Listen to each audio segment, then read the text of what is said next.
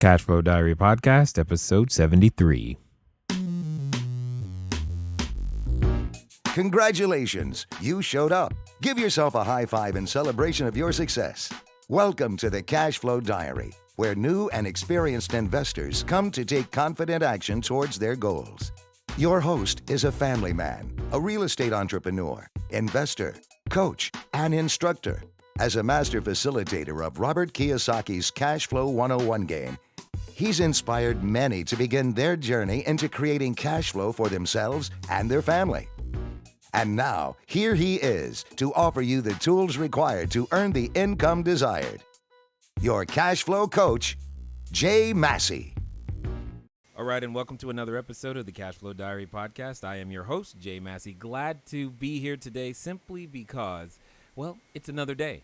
That's enough reason to be up and excited, but I know what you're looking for. You're looking to hear what on earth can I do to be successful, more importantly, gain more cash flow today, Jay? Well, I think today's guest is going to be able to do that for you as well as for ourselves so that we can go out there, become bigger, better, badder investors, better entrepreneurs, better business owners, and we can go out there and be that change that we want to see. We are going to talk about something called the Entrepreneur's Checklist for Success. I know you guys like checklists. I like success, and we all want to be entrepreneurs more successful. So we're going to put it all together. We're going to blend it up, mash it up, and give you a resource that allows you to literally have a checklist to make sure that you are on track. Now, this is your first time talking to us today. This is your first time listening. This is your first time just wondering, what is this whole thing about when it comes to real estate investing? Well, what I want you to do is go over to learninvestingnow.com. When you go over to learninvestingnow.com, you will find a real estate course sitting there waiting for you, teaching you how to begin your investing career using none of your own money or credit.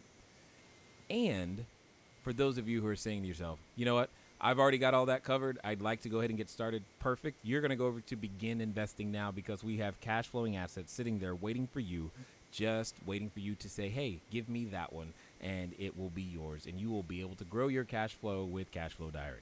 Now, today's guest, I have been very fortunate to meet a whole lot of the right entrepreneurs, and I know many of you are wondering, how come all the guests have been in Australia? Is that the only place where entrepreneurs are? You know, I don't know. I just know that all of a sudden I've run into a whole bunch of them, and they've been awesome one after the other, and today's guest is also from down there. But here's the point. Listen to the list of accomplishments. Founder of nine, that's right, 9 different companies. I'm excited already. He started work at Arthur Andersen, but at 25 bought his first business. 25. I don't know what you were doing at 25, and maybe you're 25 today going, yes, that's exactly what I want to know. And the key thing to understand is that when you do anything, you will make mistakes, and he says he made more mistakes than he even cares to remember, which I can totally understand. He has owned and started retail chain selling glasses. Selling glasses. I love it. You can do anything when it comes to being an entrepreneur. He currently owns New Zealand's largest cloud payroll business, processing, listen to this number, over $2 billion per year.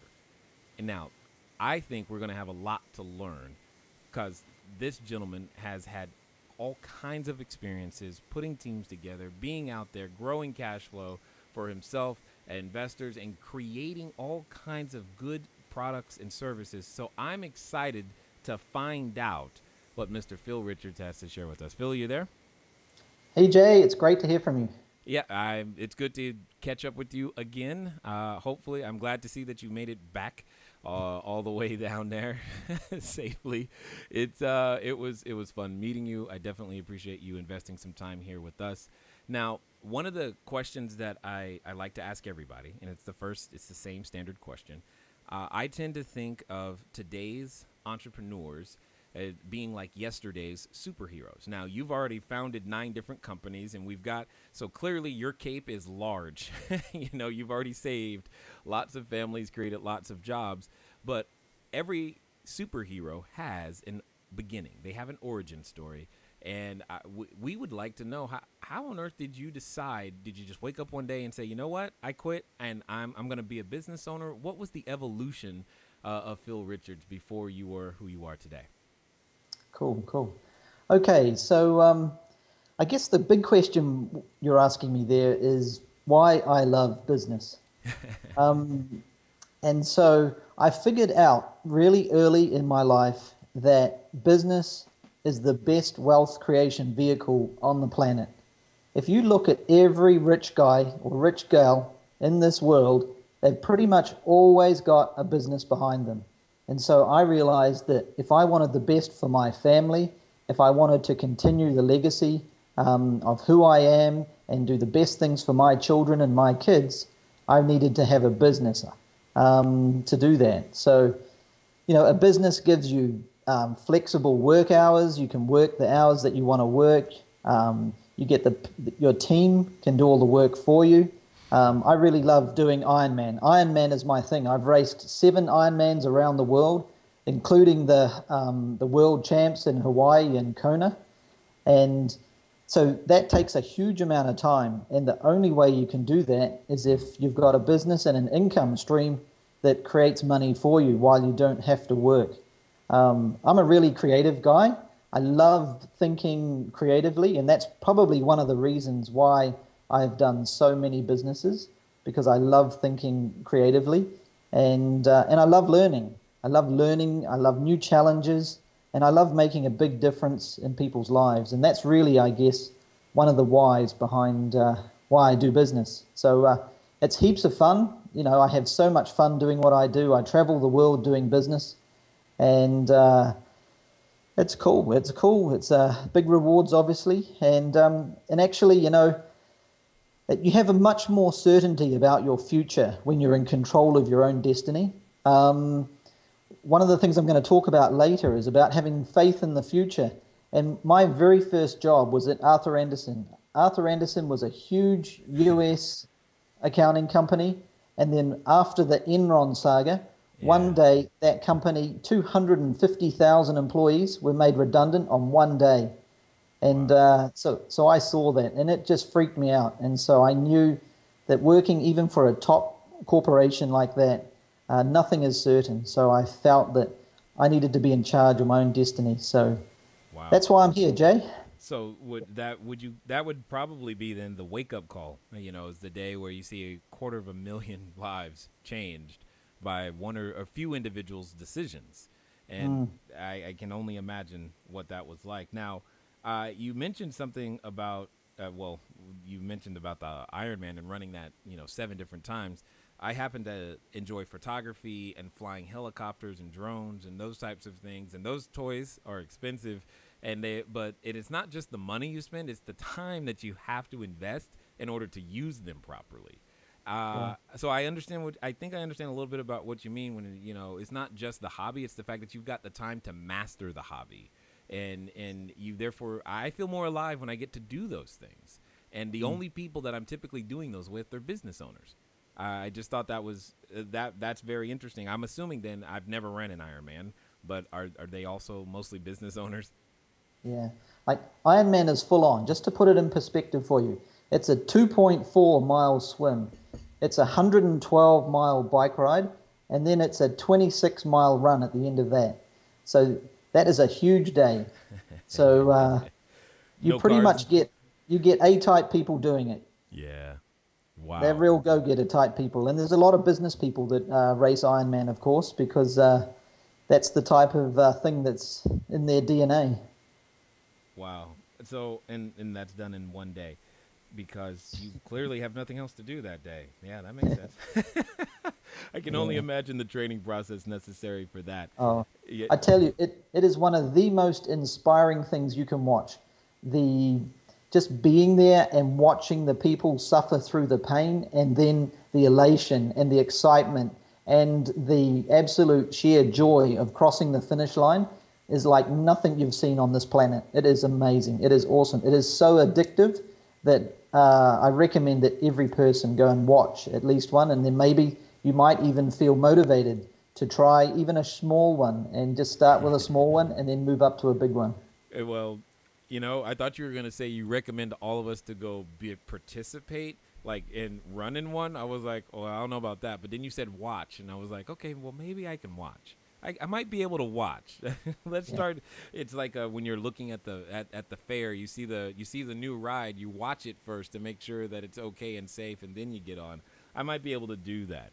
Talk to me though a little bit about when you said certainty of the future, because I know that's one of the things these days is that everyone, especially in their investments or in their life, they're looking for, give me that guarantee. How do I know this will work? And the one thing you hear, at least we hear in the U.S. a lot, is businesses fail within the first 5 to 10 years. All this stuff. You've done this 9 different times. So what's the you must have some magic sauce, some secret recipe, something. Share with us, if you will, how on earth is it that you're able to create such consistent success? Cool. So I think really what this leads into is is this checklist I've created. I've created a checklist called the Entrepreneur's Checklist for Success. Okay. And I think this checklist there is no secret sauce. The things that I'm going to talk about today are really not that amazing. They're really not that incredible. But the key thing is that most people do not look at these things. They do not check this checklist off. They do not tick the box. And most of the things, as you're about to hear, are pretty simple. So, one thing I guess that I've always done, though, in business is I always make sure that if the business does not work out, I can still survive this. So, and another mantra I have is, what would you actually do if you knew you couldn't fail? Because most people are too scared to even start as well. So that is another huge barrier, because if you're too scared to even start, then you've already failed. But I'm hoping this checklist will actually be able to help people be more successful in their business and in their startup, so that they don't fail. Because really, it really makes me sad when people fail in business, because they probably haven't answered all of these questions that we're going to talk about today before they started. Because sometimes, there is such a thing as having blind faith. And if you just go out there thinking that you're invincible and not actually doing your due diligence properly and going through these questions, then sure, there's a good chance you will fail. Business is a risky thing. There's no question about it. Okay, awesome. This sounds good. And I definitely, well, one of the things that I don't think I've ever told anyone is that I don't know how that same question made it to you, but it also made it to me, is what would you do if you knew you could not fail? And I also say, if you were guaranteed to succeed, what would you attempt?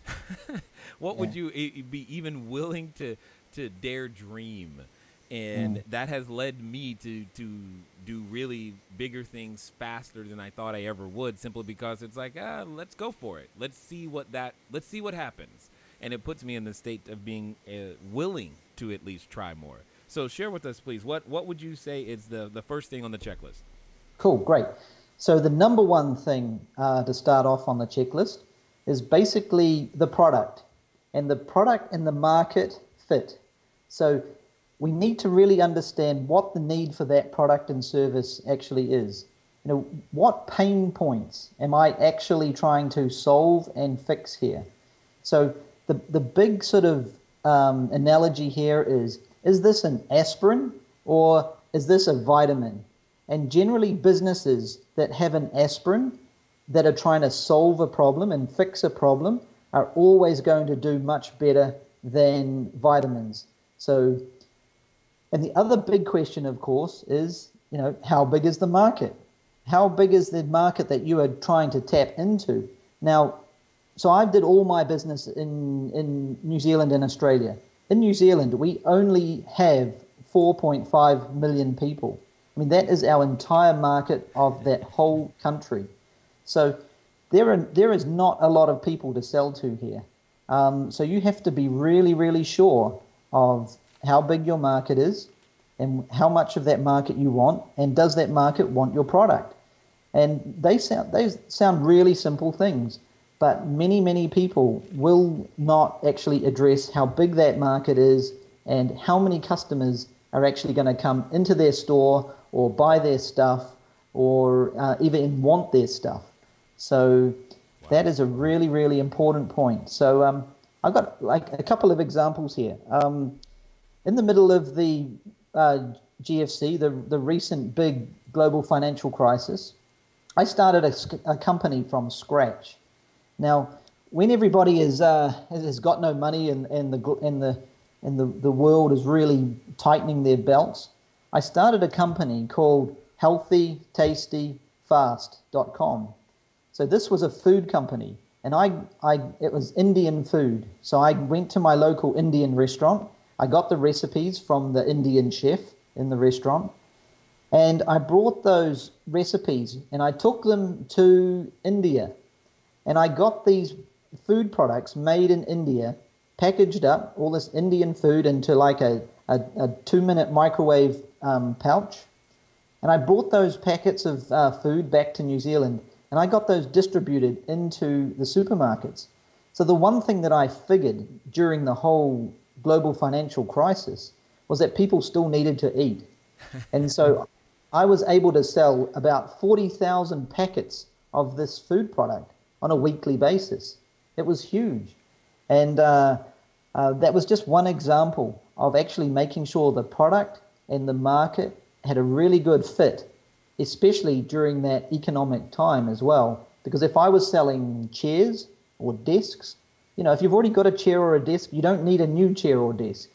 But people need to eat every day. So that's a good example right there. What I like about that is that's actually one of the reasons why I like real estate, is because we've all grown used to having a roof over our head, and we want to keep that roof over our head. It's one of the things that we do, that we will do whatever we've got to do to have a place to stay. And that's what I'm betting on the fact that every human being wants a place to live, work, play, or lay. And you did the same thing. You just found a different way of, then you played on convenience. And I like that. You made it easy for someone to take advantage of something that you knew they wanted. Because typically, at least for me, when you say, oh, it's good for me, I definitely don't think it tastes good. And if it does, and if you say, well, if it tastes good, it's not going to be fast either, so and I like how you juxtapose all of those things, and you made it easy for us to be able, for your market to be able to get something that they wanted, healthy, tastes good and fast. I like all of that. That's and you're right. It's just thinking about the need of the product or need of the customer. The customer needs to eat. I don't care. It's like makeup. No matter whether the economy is going up or down, she wants makeup on her face to look good, and it's a very resilient market. Not that I do makeup or anything, but you get my point. So what else is on that checklist? Yeah, so I just wanted to finish with that point. Oh, okay. It's really all about trends. A lot of what I do is following the trend, because I really believe it's easier to paddle down the stream with the flow of the current than against the current. So Healthy, Tasty, Fast, as you pointed out, just really hit a number of big trends in the market. People want healthy stuff, they want it to taste good, and they want it fast. So I like it. Yeah, so I do that a lot. I look at trends in everything I do. A lot of the businesses I've actually had, like my big payroll company, I'm essentially a broker between the business owner and the IRS. And that's my job. I'm like the PayPal guy between the business owner and the IRS. That business is never going out of fashion. And so a lot of my businesses are like that. They're quite simple businesses, but they're also rock solid. So that's nice. Yeah. So let's talk about point number 2. That's about the business model. So the business model is all about how we're going to monetize our idea, how we're going to monetize our product, and how we're going to monetize our service. So those are the questions I'm asking myself there. And the business models I like are the ones that give me the most leverage. So leverage is all about doing the work once and getting paid forever. And I'm a big believer in that. I would much rather be out riding my bike on the highway than doing lots of work. So if we stick with the example of the food company that we created, all I had to do to get massive leverage in that business was go to the big supermarket chains. So over here they're called Coles and Woolworths, and so it's just like going to Costco or Walmart or whoever you might choose. Right. I had to do only two deals, and that opened up about 400 supermarkets. Wow. So I then had distribution into 400 supermarkets covering millions and millions of people. And I only had to talk to two people to get all of that distribution. So that, to me, was a huge amount of leverage. In my payroll business, for example, we have built a payroll solution, and I don't have to do anything more to it. Every time a new person signs up to my payroll service, I don't have to do anything else. And I just get more money, and every month I just have more customers and more customers and more customers.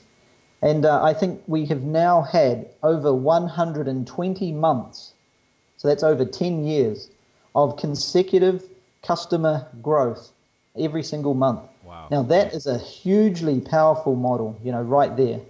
So that's the subscription sort of revenue business that has really become really popular now in the technology space.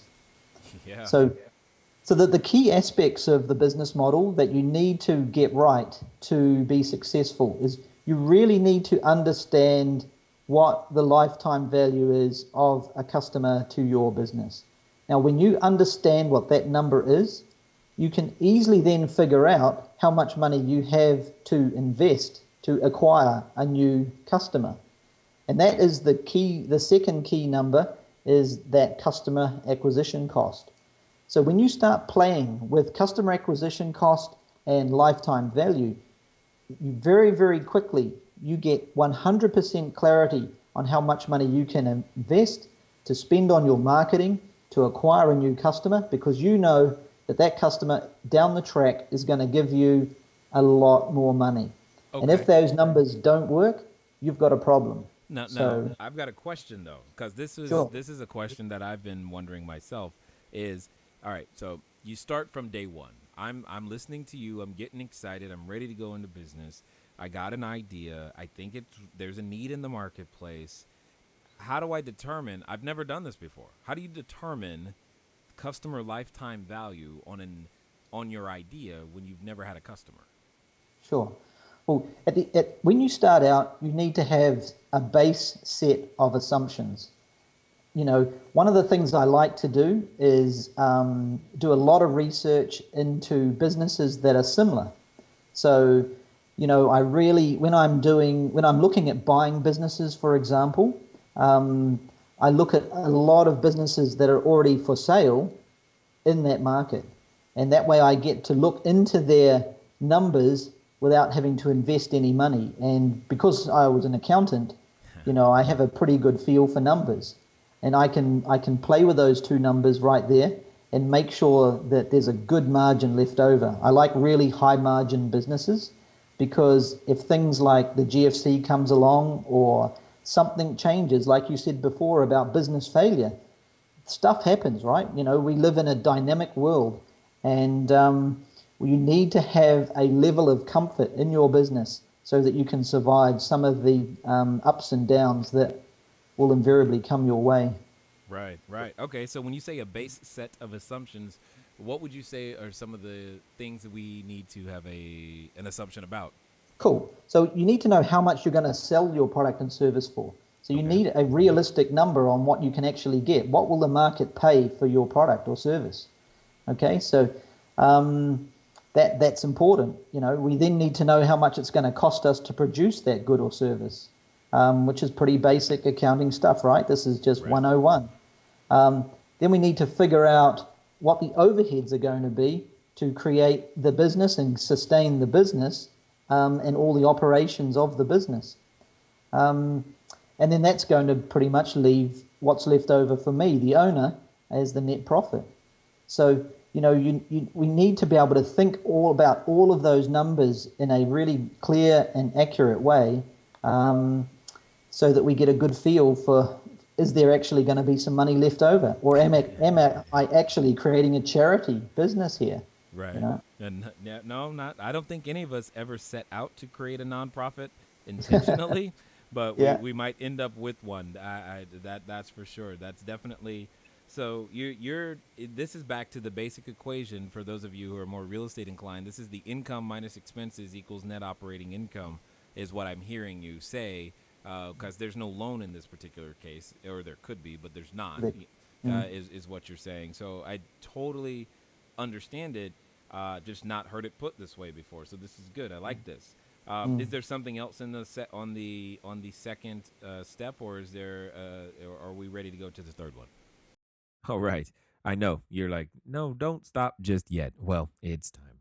The couple of things just to update you guys on real fast. Still working on the audio book. So hopefully after I'm done with the audiobook, we will be back to the cash flow question, et cetera, and we'll have many ways to continue to intrigue your mind to go out there and create more and more cash flow. Also, we will be getting back to a couple of episodes where I'm, it's just me and you. We'll hang out for a bit and do some of those as well. One of the things that I wanted to make sure that everyone was aware of, though, is if you are anticipating desiring the audio book, I'm assuming a number of you are, because you like the podcast and you keep listening, and I appreciate that. So what we're going to do is we started a list for those you guys who are interested in that. You want to send a text message over to 949-682-3565. The keyword is audio. 949-682-3565, and the keyword is audio. And when I'm done with the audiobook, yes, you will be notified as well. You'll be one of the first to actually be in that position. If you are international or you're not near a listening device that is a phone with the ability to send a text message, you can go ahead and do that. Go over to cashflowdiary.com/audio. Cashflowdiary.com/audio will get you the exact same result onto the same list. Anyway, don't have a whole lot of updates for you guys at the moment. Really, really exciting stuff is happening, and I'm just getting ready to get back to keep doing the audiobook, keep interviewing guests, and doing those types of things. Hopefully, you are enjoying the content. And one of the things that I'm enjoying, and I hope you are too, is just the fact that no matter the locality, you've heard a lot of Kiwis and Australians, etc., going on and on about business here recently. And the cool thing for me is to see how universal it is, and after that, it becomes a matter of scale. And hopefully, you're seeing that too. I know that I'm learning that over in many different ways. And let's get back to the interview.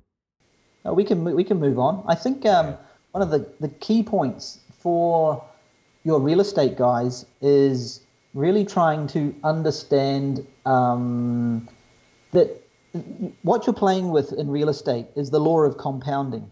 The law of compounding is the most powerful law on this planet. And so, in 1 year, I bought 13 houses. I fell in love with real estate, and every single month I was buying a house, and in 1 month I bought 2 properties. But the point with property is it's all about this, so you need to listen carefully to this. We overestimate what we can achieve in the short term, but we massively underestimate what we can achieve in the long term. And that right there is a very powerful statement, because what that tells me is that in years 1, 2, and 3, I may not make much money on my property, but in years 6, 7, 8, 9, and 10, all of a sudden I have created a lot of equity in those properties.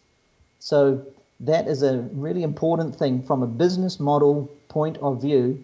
If you're just investing in property, that there is all about you've got to stay in the game. So, oh my goodness. You just got me all kinds of excited. I'm glad someone else said it other than me because people ask me all the time, Jay, why do you have so many units? Now you know the super secret. It doesn't need to cash flow from the beginning, although you want it to so that you can sustain that time all the way to the end where he's talking about. I get excited. All right. So what's the next piece? Cool. Number three. So number three is all about scalability. How are we going to make this business big? And so you need to dream big. It actually takes the same amount of work to do a small business as it does to do a big business. So why not do a big business? Or an apartment complex. That's what I tell people. This is funny. This is awesome. I'm excited. It's the same thing. I like it. Scalability. This is why so that you know, this is why I started using Infusionsoft. Is because I was looking for a way to distribute scalable my ability working with coaching clients, etc. I couldn't do it. There was just too many people, and the software helped me, and I'm just like, oh cool, like now I'm meeting all these people who are saying the same thing and they're using it, the same principles in their own business. So this is good. Keep going. I'm excited. Cool, great. Yeah, well, I'm glad you're excited. So scalability is all about leverage. We talked about leverage before. This is the same point. So a couple of points on scalability. You need to ask yourself, how am I going to distribute this product into the market in a big way? So I've just given you the example of the food product, getting that into the supermarket chains. That was an awesome way of getting some big scale quite quickly. Now, one of the problems that people face a lot with scaling their small business is a concept that I call you need to let go to grow. Okay? That is a very powerful point. And when you actually let go of doing some of the work in your business so that you can concentrate on growing it, that is when your business will start to grow. And here's another example. One thing that owners all often struggle with is that nobody can ever do the job as well as I do the job. But you figure this out. So if I hire two people and they both only do 80% of what I can do as 100%, if you go 2 times 80%, right there you now have 160%. So 2 people are going to do more than you can do on your own. Even if they're not as good as you, 2 of them are still going to do more than you can do. So, and that will then free you up. That will free you up to grow your business, spend more time with your family, have more holidays, play more golf, whatever you like to do. But right there, that is a secret to a lifetime of happiness and success. Or Ironman competitions, in your case. Yeah, that's right. I like it. No, I've had to learn this, and I say this again to all of you listening. Done is better than perfect. Done is better than perfect. And you got it. I'm not the best at everything. I'm good at some things, but I'm not the best at everything. But long as it's done is always better than perfect. And if you can relax a little on that perfectionism, this scalability concept can serve you in a very, very powerful way that you didn't even imagine yet. So I'm kind of curious, how did you learn this scalability concept? Where did that come from? What was one of your first lessons there? It's pretty easy to figure out where that came from. I live on an island in the deep South Pacific of the globe that has very, very few people. So when you love playing the game of business, which is what I love doing, there's only 3 ways to grow customers, right? There's 3 ways to grow a business. There's only 3 ways to really make your company bigger. So this is important. You can create a new product and sell that to your existing customers. Number 2, you can get new customers and sell them your existing products. And finally, the 3rd way to grow a business is you get new customers and you sell them some new products. And those are the only 3 ways that you ever will need to know on how to grow a business. And so the problem we have in New Zealand is that we have lots of ideas, but we only have 4.5 million people. So if you want scalability, you are in the wrong country. So that's why I moved to Australia, right? So I moved to Australia But now I have launched 3 new companies in the United States. So I've launched a crowdfunding site, which is in 13 countries actually around the world, but that is also in the US. I'm in the process of just launching a new marketing technology company that is all about sending really beautiful, rich HTML web landing pages into your smartphone. And this is a business I'm really excited about. Now we have launched that in the US. So you can see how I'm starting to think and dream big, much, much bigger than what we have just in New Zealand and Australia. So Yeah, we have a little bit more than 4.5 million people. you sure do. I think in the county that I live in, which is not even the entire state, in Orange County, California, we have about 3.1 million people. As soon as we go to LA, we're at 12 million people between the two counties. So about that's just not, again, that's not even the entire state. So I get you there. So I tell you, this is how we really started to think about. So down under, we're quite creative people, but we never had a mechanism for us to actually take our products and our IP, our intellectual property, and take that to the world in a cost-effective way.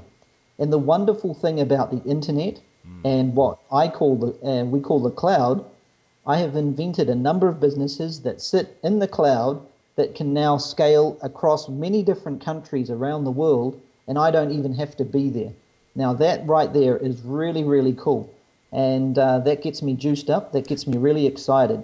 And so I can do my businesses, I can still be with my family down here while I have businesses and business income and revenues from countries all around the world.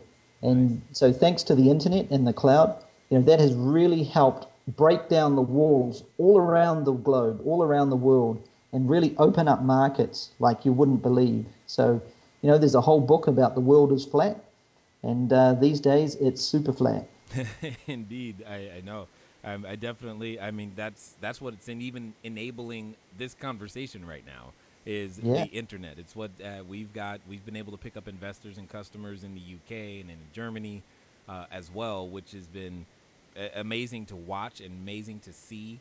That because you know what, there's real estate in the UK and in Germany, and the principles are the same. So it's been definitely, I agree with you, thousands of %. So let's move on to number 4. What's that look like?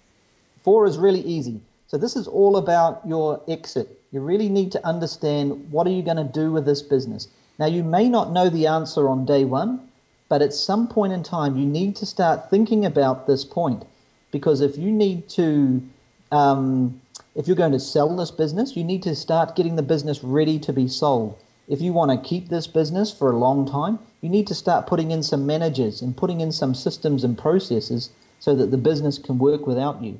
So it's really important to think along these lines. That food company, for example, I sold that business after owning it for only 3 years. I didn't really enjoy that business, so I have to be honest with you there. It was a powerful business, but I didn't enjoy dealing with big companies like Costco and Walmart, because they weren't very fun to deal with, and they were really tough. And I believe in business, you can be a nice guy and still make money. And so I really felt like they were always just pushing me down on price, and so it was not a lot of fun. So. And you'll see when I close this talk, fun is a big aspect of why I do things. So really important to just keep in mind what that exit strategy might be. Are you going to hold on to that business, or are you going to sell it? So and it's the same with property. Property is the same thing. Absolutely. Now, when you started the healthy, tasty, fast food, was your intent? Did you go in with the intent to sell it, or did that happen because you started receiving offers, or what was that like? Yeah, so I actually did. I tried to test myself to do what we called a buy, build, and sell. I wanted to actually prove that I was a really good entrepreneur and a really good businessman, that I could buy a business, build it up, sell it in a short amount of time, and make a lot of money. And I wanted to learn about international business. So, in the process of that company, I had to travel to India a lot. And I went to India and I got these products made in India and brought them back to New Zealand. So I learned a huge amount. So in that company, I spent 5 hours, only 5 hours a week on that business. And when I sold it, I made a capital gain of $3 million. Good Lord. So it was a pretty good deal, as you can tell, for a guy that it was only working 5 hours a week on it. Yeah, no, that's exactly what I'm talking about. Now uh, the the idea that I like behind it is you really did it because you wanted to learn international business. Exactly. And that was more the, okay, this is how I'm going to learn international business, and while I'm there, I'll go ahead and make some money too. Yeah. It's effectively a fix and flip, as we would call it in the real estate world. You Yeah. bought something, you fixed it up, you sold it. You're like, cool. Now what? Yeah, yeah. So you could look at a YouTube clip about international business. You could listen to a podcast about international business. You can go on Amazon and write a book about it, read a book about it. But the way I learn and the way I live my life is risking my money to really learn the lessons. And so yeah, that's the way I did it. I could have just gone to India and visited India as a tourist if I wanted. Right, exactly, and that's it's you. There's experiential learning, then there's book learning, and you've got to have both of them in order to have effective action or actually results in your life. And that's exactly what he's saying. I'm right there with you because there's only so much time that I can hear about something and go, "Ooh, that's a great idea. That's a great idea," before I go, "Okay, let's execute on it and let's find out if it really works, and go and make it work, and let's go with that." And that's one of the things that I've learned to do, and I love to hear that other people do the same thing. So is there anything else under the exit? No, that's it. So we'll move on to 5 if you like. Yeah, absolutely. Sure, let's go. Okay, so the last point today is why. So why are we doing this? What is your why? Why did God put you on this planet? What is your purpose? All of those sort of big questions. So I have developed a little formula for myself and that I love to share with people, and it's called the 5 F words. Okay. Okay, so number 1 is family and friends.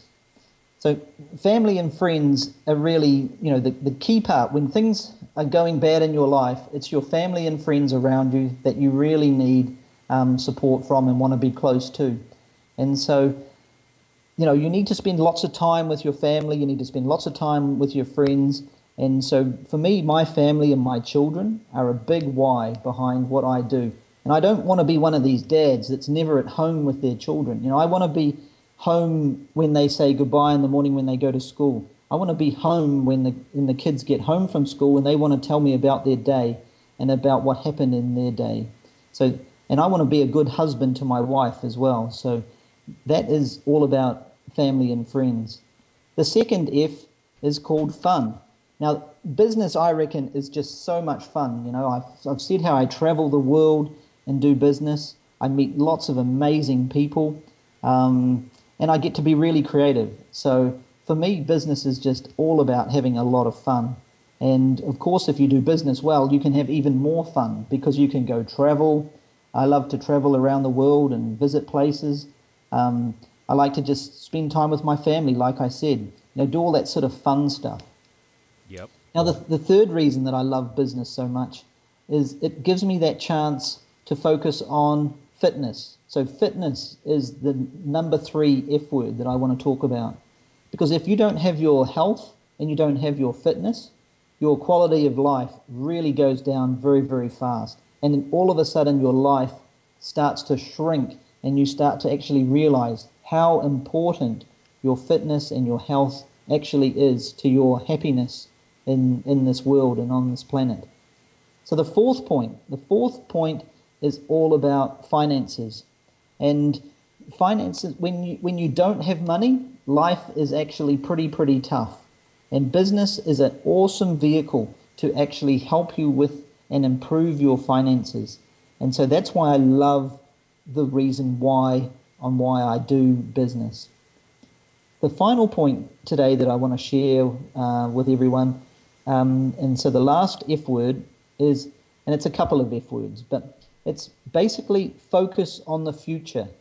This is all about that certainty of the future that we started this whole talk with.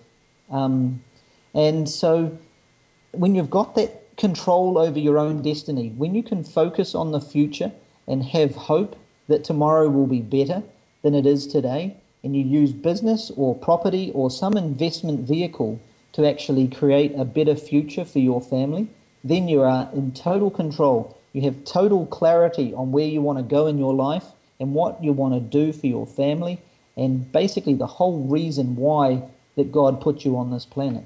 So right there is 5 really cool F words that describe the why for me, on why I do what I do. So yeah, I just wanted to encourage everybody, like worthwhile things in this world require pain. They require some hard work and they require some risk. But you need to take some action, you need to do it.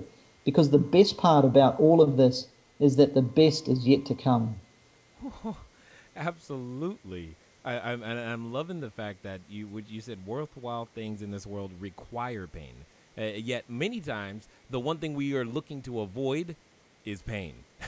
Yet it's the one thing we probably should be running towards, or in your case, running or swim. What was it? You said swimming, biking, and running towards during the the Ironman is running towards pain in every way, shape, or form, and I think there's just so much truth in that, because there's so many different types of pain. You got the emotional pain, the financial pain. There's the pain of not knowing and learning to learn something completely new, which in your case, like you said, international business. All of those things are different, and it's amazing to be, to be in the presence of yet another entrepreneur who gets this game and does it. And I hope everyone hears the one F word he did not say was funds, as in money. He didn't say that was the reason, He did talk about finances and that, yet it needs to be there. But that wasn't like the fundamental core piece. It's not, you don't do it just to make money. There's so many other reasons that allow you to be such a contributor to the world. And you can hear, at least I can hear, how you're out there, Phil, doing things for people that they appreciate, and they're showing their appreciation, yes, measured in dollars, but they keep coming back. And you're right, you said 120 months of month-over-month growth. Never heard anything quite like that. That's just crazy. That's just awesome. So I definitely want to give you just one last question here. To that person who's maybe never started a business and is thinking about it, they're listening, looking for those tips of what to do. What would you say to that person if they came to you and said, hey Phil, I know that I need money. So imagine you were back when the GFC just hit and you were about to start a business. It's your first one. You're like, oh my goodness, what am I going to do? What are you going to say to that person? Ooh, that's a tough question. Okay. Let me think. So the last thing I want them to do is just jump in blind, because that can be fatal.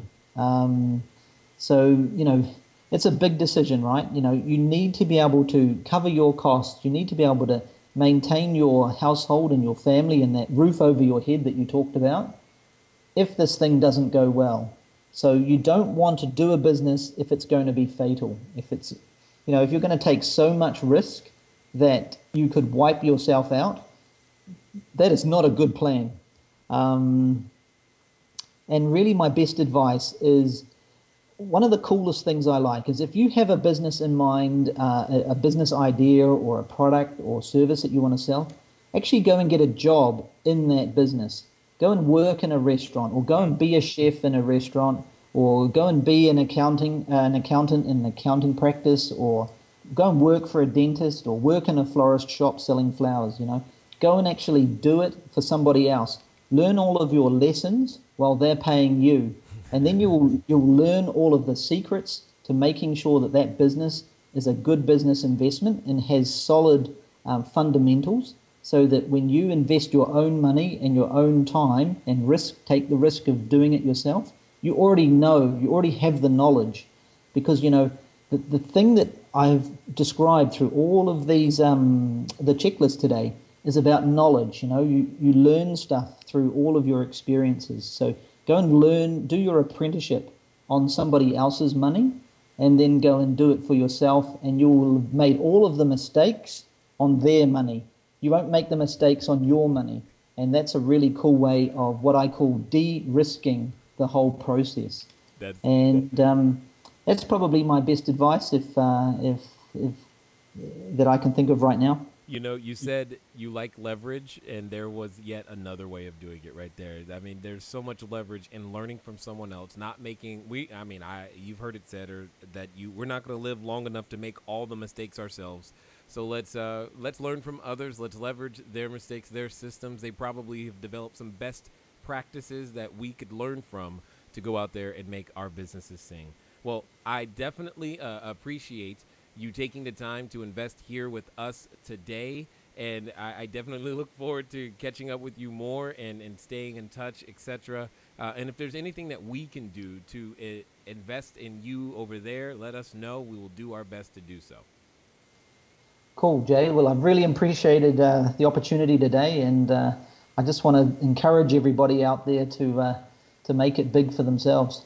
Excellent. All right, ladies and gentlemen, now you know what it is time to do. It's time for you to move at the speed of instruction. How many resources, how many thoughts came to you while you were listening today? I know there were a number of opportunities. You now know that how important trends are. You now understand that you must eventually monetize your idea, but more importantly, you have ways of looking at that and understanding the importance of scalability and your exit strategy and why you must get stuff done.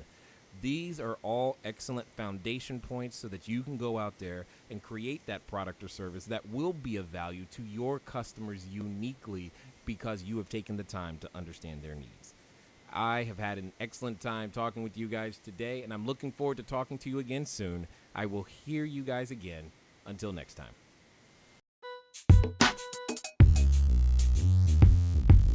Thank you for investing your time with Jay Massey and the CashFlow Diary. When you have a moment, please visit iTunes and leave a positive comment about the show. And go now to our website, CashFlowDiary.com, to take advantage of our free business building course, Cashflow Foundation. Gain the knowledge, understanding, and skill that will teach you how to never need a job again. Until next time.